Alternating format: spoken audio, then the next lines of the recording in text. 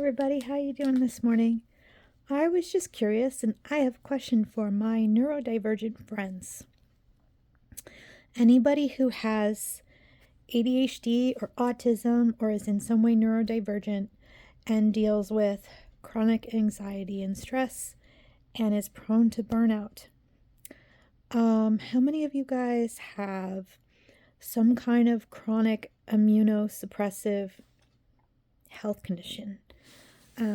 It could be a virus, it could be multiple viruses, it could be like an autoimmune like Crohn's disease, it could be autoimmune like lupus. How many of you guys have some kind of autoimmune condition?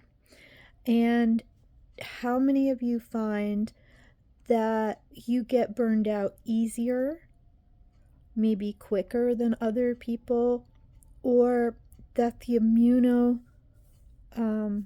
your immune illness, if you have a chronic immune illness of some sort, and it doesn't matter how serious or not serious, do you find that when you go into burnout, it takes you months, maybe even longer, to get well? And have you found anything that has been particularly helpful for you? The reason why I wanted to ask is I was doing some research last night and I was thinking about how there's an intersectionality between the two things. So I have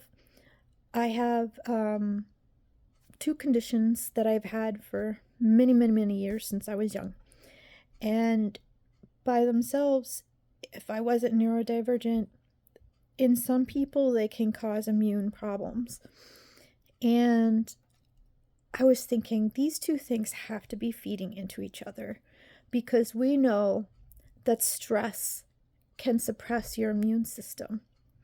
And when you are depleted in burnout, either because you're in a job that's not suited to you, or maybe you're getting older, maybe you're like me and you're recently, postmenopausal, and all of a sudden, maybe you just don't have the reserves you used to have.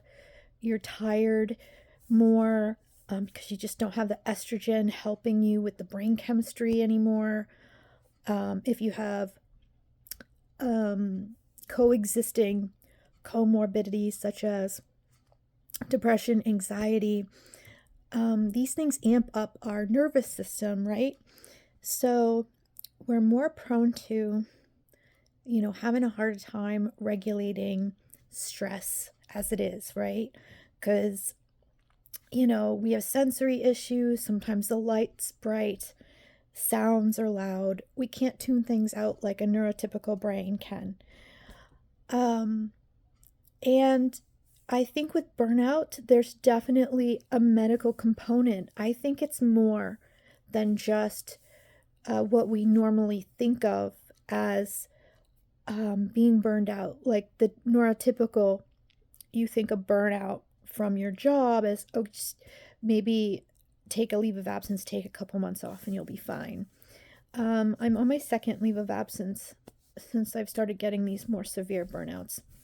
But looking back in my past, I've had periods of time in my life where I was bedbound by, a long period of time. And I'm starting to really put the pieces together of different things that we don't normally, as a culture or our medical system, think of them interacting with each other. From what I was learning last night, there is a new kind of development in the medical field, and those who know more about this, please let me know if you ever see this, called neuroimmunology. Something about how, so if you're somebody who is neurodivergent, I have ADHD, I probably also have autism, they both run in my family. I have multiple family members who have one, the other, or both. And it can make the amount of stress that you have on a daily basis just doing normal stuff is like jacked up and you don't even know because it's your normal and you just suppress it. So you get sick easier. You can get chronic infections. You can be prone to fungal infections, skin issues, food sensitivities, just from the chronic state of stress in our nerves, dealing with our sensitivities day in and day out, or working in a job, neurotypical expectations on us that we really struggle because they're just not aligned to our strengths and our natural way of being in the world and our natural way of communicating and our natural way of working. All of that stuff compounds, and stress in general can suppress your immune system as it is. So I was thinking about how, we're thinking about the infinity. It's kind of, there's a lot of beautiful meaning to that to me.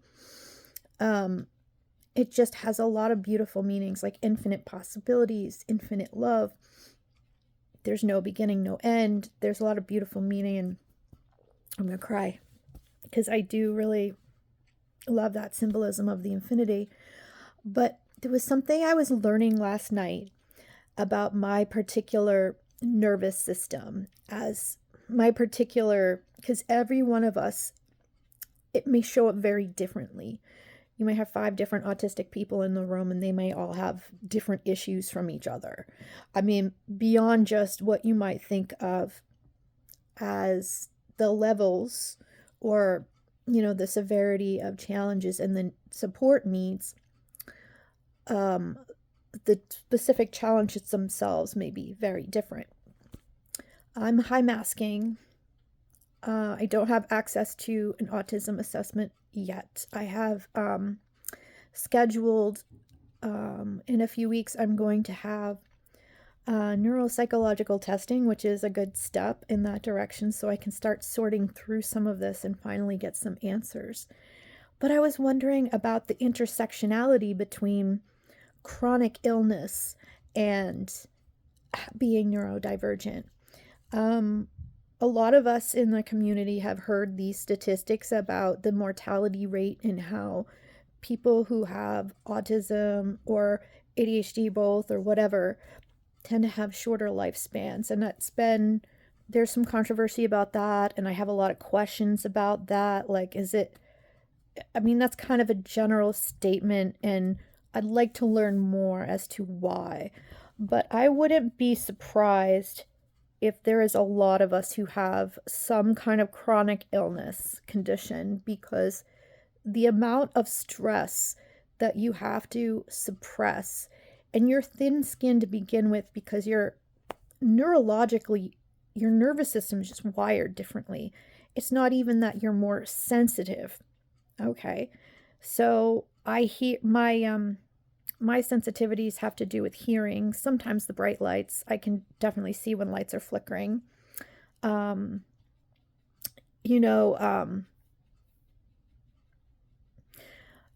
Gratefully, not as much with the food. I'm in burnout right now, so forgive me. But this whole field that they're starting to realize these things are not separate aspects. I mean, if you think about the human body and you think about systems in our body, is there any part of our body that's not affected by another part of our body? No, they're all connected. Our blood, our circulatory system, it's connected to the bones because there's, we got, all our immune system is developed in the marrow, and that's connected to your gut, and everything is connected. Your nervous system, your circulatory system, your lymphatic system, all your hormones, your tissues, all the organs, they're all connected. Nothing happens in a vacuum. We don't have separate islands, right? So there is an interconnectedness between our health and our nervous system and any kind of comorbidities we have with the stresses and the emotional issues, just trying to manage all of this because it's a fucking lot. and you can look, sorry for swearing, you can look the same as other people on the outside if you are very high masking. But there's such a high price you pay for that. Now, if you take all of that and you throw a chronic illness in the mix, you kind of get one of these situations. And I guess there's this new burgeoning aspect of the medical field, or new field in medical. I don't really know much about it. And it has to do with connecting these separate things. So they used to think of ADHD in the psychology field. It is a behavior. It's, this neurological thing. You go to the doctor. They tell you why you're distracted. You get a pill. You're fine. Whatever. Depression, mental health. Chronic illness, that's physical health. That's over here. Hormones. Each of these different aspects, they don't happen in a vacuum. So if you're neurodivergent and you're prone to going into burnout, which suppresses your immune system because you've depleted your body of its natural stress reserves. So now you don't have that buffer anymore. And then you break your body down to physical illness. You can't tell me, if you already have a chronic illness, that that's not going to activate the chronic illness, which then suppresses your immune system, which then keeps you in burnout. So I'm finding myself in this situation right now. Don't worry. I mean, hopefully it's not going to be like anything serious, but I'm in the same spot health-wise and energy-wise as I was 2 months ago. And I've been out of work since February 9th. I found out that there are some specialists, so I want to look into seeing if I can find one and if that's something I can do. I see my primary care again in a week. I still have to do the blood work. I don't know where the time is gone. There's so many things that I have to do, and I still feel depleted. And I work with Gemini as an AI, as an accommodation for myself. And if you're new to seeing me, I do that cautiously. I know that I could become comfortable with it. Somebody who has some medical background as far as, nursing school, previous to that, I got a phlebotomy and other medical kinds of classes. So I know to look for that. But there is a branch called, has to do with the neurological and the immune together. And they look at the dysregulated nervous system, and they look at how it affects immunology. So there probably is a condition going on where these two things I have are feeding in on themselves and keeping both suppressed. So my immune system issue is suppressing my immune system. It's preventing me from healing.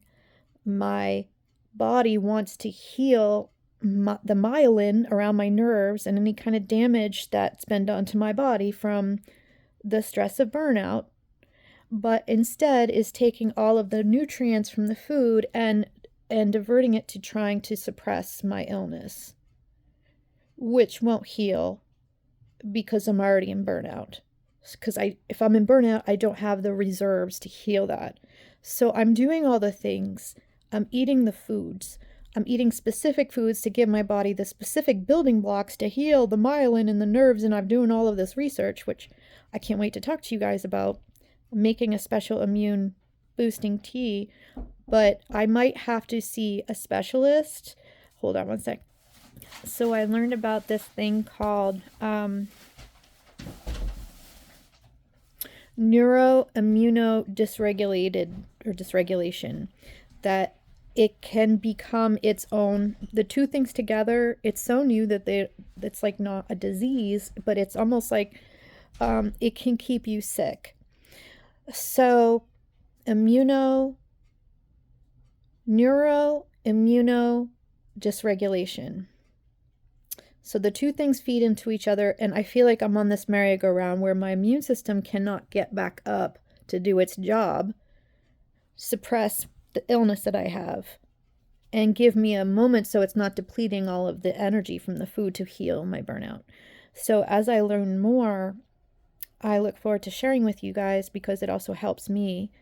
I know that not a lot of people watch these, but I kind of need to make these for myself as well. So I need to talk things in order to process them. So I hope this is helpful for someone out there. And as I go forward on my journey and I learn more about this, I will certainly share it with you. But this seems like it seems to me that this would probably be prevalent. I hear that there is a higher percentage of immune compromised illnesses that people with neurodivergence have, perhaps. So if it's not too personal, comment below or let me know. You don't even have to say it's you. You can say it's somebody you know. You don't even have to say anything. But maybe give me a thumbs up, not because I'm looking for a bunch of thumbs up, because that would be awesome, but give me a thumbs up if this would be helpful for you, if you would like to see this. As it is now, I'm sporadic. I can't really do a lot of content, but I'll let you guys know as I learn more. I love you guys. Bye.